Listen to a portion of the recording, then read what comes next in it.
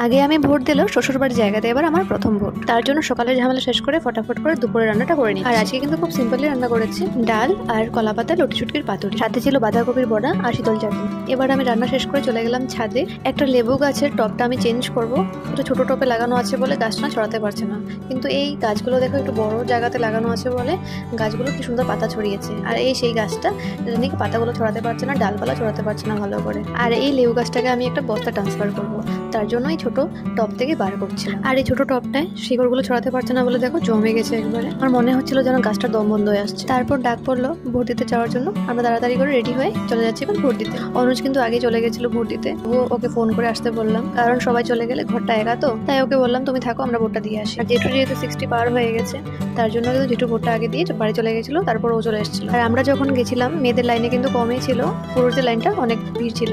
আমরা কিন্তু ভোট দিয়ে খাওয়ারের ঠিক টাইম মতো চলে এসেছিলাম।